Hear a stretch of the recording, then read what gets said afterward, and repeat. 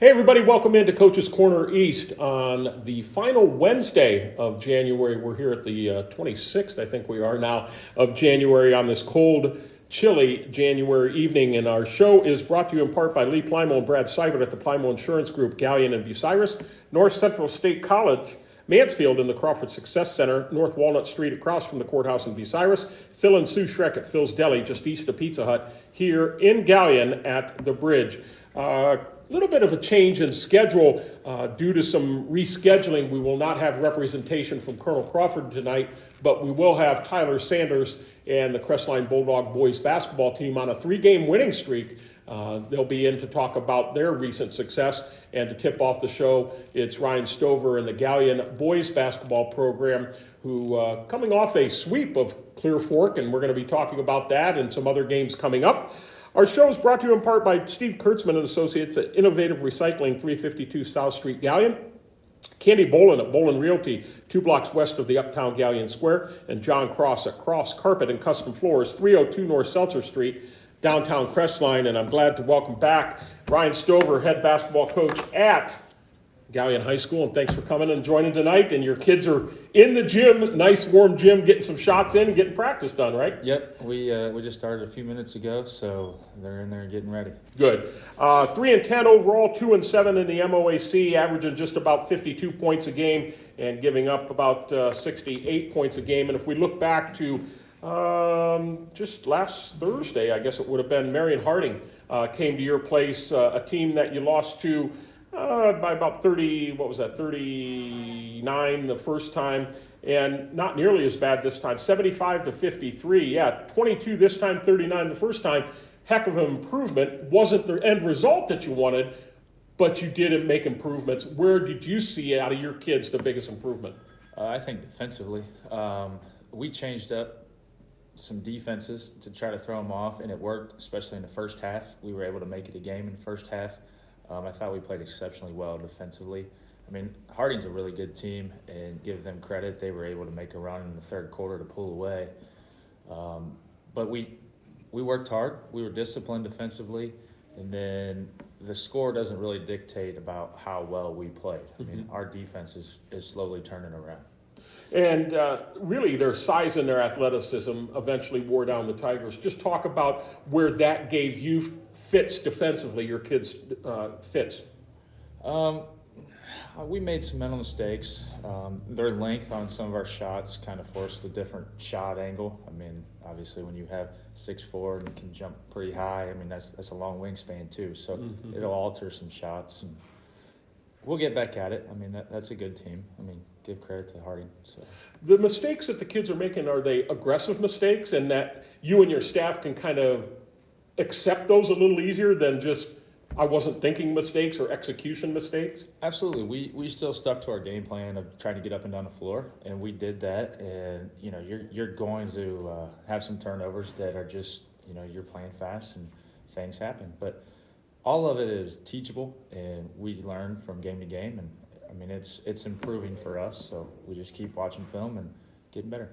Harding led 20-15 after the first quarter break, and the Prexies scored the last 6 points of the second quarter to lead 34-25 at halftime. And you told Crawford County Now, I just thought we had some ill-advised turnovers, just mental mistakes. And Harding outscored you in the third 23-11, and then to lead 57-26 after 3, and then carried it from there. Reese Payne, 20 points. 15 from the three-point line. Is his shot finally coming now? Is he starting to get some confidence in that? Absolutely. I would say the last 3-4 games, he's finally had a lot of confidence in himself. And, I mean, the basket looks really big for him right now. What do you think's changed for him? Because that's a guy that's been around for a number of years, played maybe before most kids are used to playing varsity. What has really transpired that took a little while to get his confidence where it needs to be? I think he put too much pressure on himself. I mean, he's the man. He's been there for so long. He's had, you know, most letters. He just put too much pressure on himself to try to do too many things. And then once he finally figured out what he can do and, you know, not have to press as much, his shot's finally falling. Yeah, and I think it becomes, especially with young people, when you stop thinking so much and just do what the gift and use the gifts that you have, things start really happening too. He also chipped in with 7 rebounds, so that's nice to see. Cooper Kent, 10 points. And, there's a young man that's coming off a football injury that's now starting to find his way. How much of a shot in the arm has that been for your team, and how happy are you for him in what he's accomplishing on the floor at both ends right now? He's done a lot for us. I mean, he's really just now starting to get his basketball legs, I would say. I mean, he was off for 2 months, Right. something like almost 3. So he's still trying to figure out our system and how to play it, because he didn't touch a basketball until almost mid-December, I'm sorry. So, he's still trying to figure everything out, and he's been a big help for us off the bench. Garrett Eisen, Hudson Miller with 6 points each, and Riley Kieran, am I pronouncing that correctly? 24 points for Harding, Marquise Long and Wes Stokes, 14 points each. That is a lot of athleticism, a lot of speed, a lot of wingspan, a lot of height. Were you happy, even though they got their points, that you held them down compared to the first time that you played them? Absolutely. I mean, I always go back to the first half. I mean, I really think we executed our game plan. And they're just the better team. I mean, that night they were the better team. Mm-hmm. So.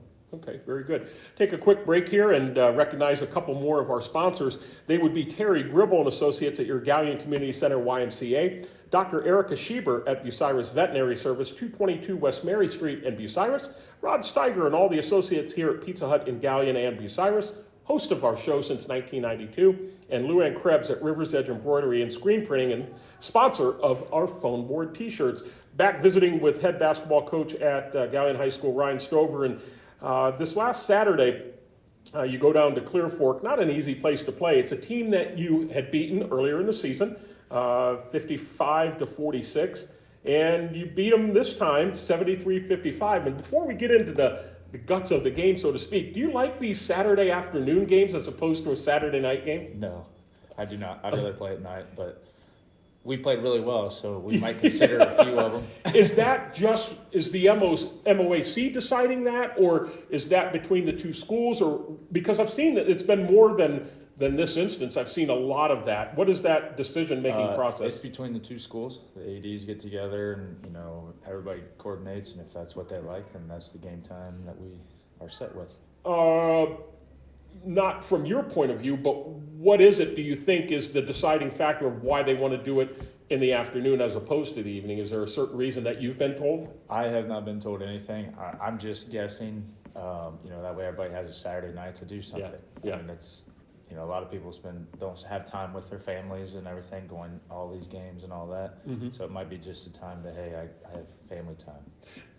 Have you seen it, in this case it worked well, but have you seen it maybe negatively or adversely affect the kids from a mindset because they're so used to playing at night? You get on the bus at this time, or you show up at your own school at this time, you do that, because let's face it, we're all creatures of habit, especially, young kids in high school.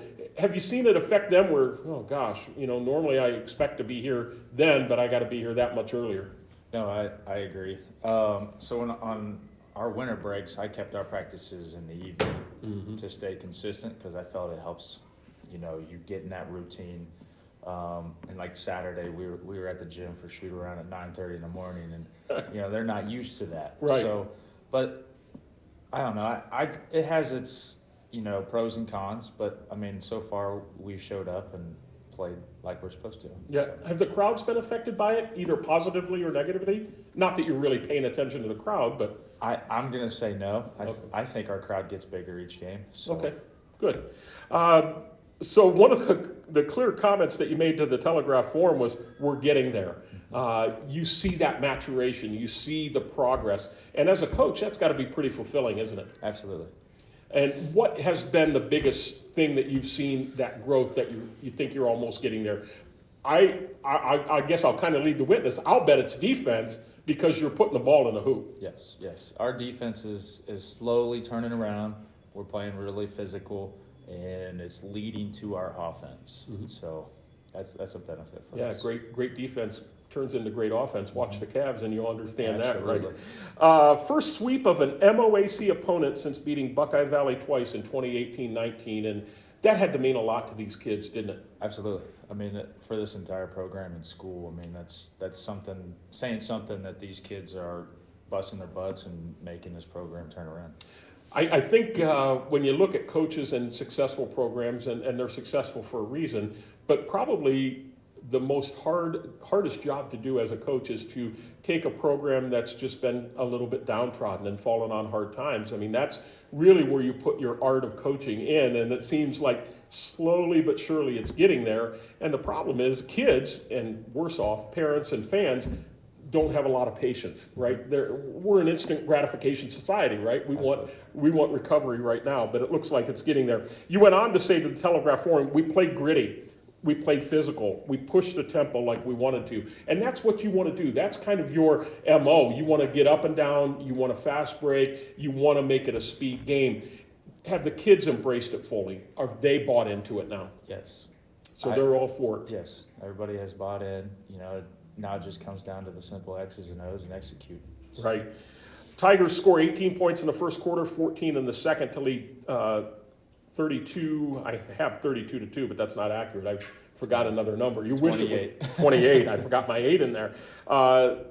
Tigers gave up just 9 points to the Colts in the fourth quarter while scoring 20 of their own. Shutdown defense and just not getting good looks. What really transitioned to hold them to single digits in the fourth quarter?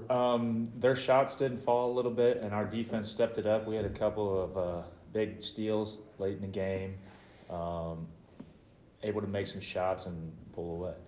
Reese Payne had another really fine game, 22 points, 8 rebounds. Hudson Miller, 16 points, 3 rebounds. Cooper Kent came off the bench to spark the Tigers with 8 points, so really, really good thing there. And it's nice to get a sweep, as we said. It's something special. It's something that the kids can embrace and really say, hey, look, we have the potential to do it. And can you just see it even in practice, too? That confidence is just building and building? Yes. Our intensity level each practice becomes more and more, and our energy level gets higher and higher. So things are coming good. Good. JV, how are they doing at this point? Where do they stand? They're struggling. They're still struggling to find offense, but they're playing hard from the tip to the buzzer. So. And the freshman side of it? They're in every game. They've won. They are 3-6. Okay. So, and they have not been out of any game. They've competed every game and taken it all the way to the wire. So good. They're getting better. And we talked off camera that your junior high teams will be entering tournament here real soon. Mm-hmm. And how are they doing at that level too? The 8th grade is struggling. They're struggling to make shots. The 7th grade is competing in every game, and they'll be a tough out in the tournament. Happy with the numbers in 7 through 11, because let's face it, the seniors, when they're done. But are you happy with those numbers right now? Absolutely. Okay, very good. Take another break here before we finish up. Show's brought to you in part by Don Barn Associates at Galion Building and Loan Bank, Matt Studer at Spitzer, Chrysler, Dodge, Jeep, Ram, and Kia, 1 mile east of the Richland Mall, Mark Osborne and Associates at E-Crane International, serving worldwide markets from the Galion Industrial Park. Wrapping things up here on the Galion portion of tonight's Coach's Corner East with head basketball coach Ryan Stover. And Coach, you can enjoy that win Saturday, but you're going to have a tough draw come Friday night. Now, you do get them at your place. It's Shelby, who beat Mansfield Senior last night. We're down most of the game and then came back and won. So that would make them, 13-3 overall and 8-1 in the MOAC. Really talented team, a team that beat you 77-40 back on the 11th of December. But you're a different team now. Have they changed that much, or are they still pretty much as advertised? They're still the same team. They're still really good, really athletic, and they make shots. So it's going to be a really dogfight game for us, and hopefully we can keep it close. What's the message you've told your kids this week in practice of you and your staff's expectation facing Goliath, so to speak? Our expectations is we're going to win. We're going to do everything we can, throw everything but the kitchen sink at them, and see what happens. When a team is at the top like that, and kids that really, they think to themselves, why not us, right? Mm-hmm. And that has to make them feel pretty good and play kind of free-spirited. Is that something that you've been coaching them up on this week? Yes. Just go out and have fun. Play your game and see what happens at the end. Let the chips fall where they may. And then Saturday, not a big break either. Athletic Director Bond schedules Lexington. You got to go on the road, a team that's been playing really, really well. Last I looked, 10-6 overall, 5-3 in the OAC, and really another team that's really long. And I know Coach David Sheldon from Colonel Crawford had them at home a couple weeks ago and talked about their length and their size being a little bit of an issue. Now, he took care of them, but another big team that you're going to have to deal with on their floor, being a larger floor too. Does that help you? I think so. We're going to try to get up and down the floor. If they don't have a first initial transition, they're going to pull it out and try to run some offense. Okay. So we're going to try to just speed them up and try to get the game up in the 70s. So if I understand, in their offense, they look for a transitional bucket. If they don't have it, they pull out, run their set, and then go from there. And then that way you can get in them a little bit and do what you need to do to get them off that set. That's what we're going to try, yes. Okay, very good. Well, keep moving in the right direction. As I read the articles and I read through, I guess the writers are doing a great job because I can sense the corner turning. I can sense that it's not, the Galion Tigers of the past. Things are changing and moving in the right direction. That's a lot of credit to you and your staff. It's a lot of credit to your kids buying in and believing and not giving up. So I give you a world of credit for leading that. I know it's not where you necessarily want it to be, but it's moving in the right direction, and I applaud you for that. Thank you. That's going to do it for the Galion portion of tonight's show, and we will see you back here in a couple weeks as we head into the final month of the season. So I appreciate you coming out tonight. Thanks for having me. You bet. We'll be back in a moment with the Crestline Bulldogs and their boys basketball team, and we'll be back right after this.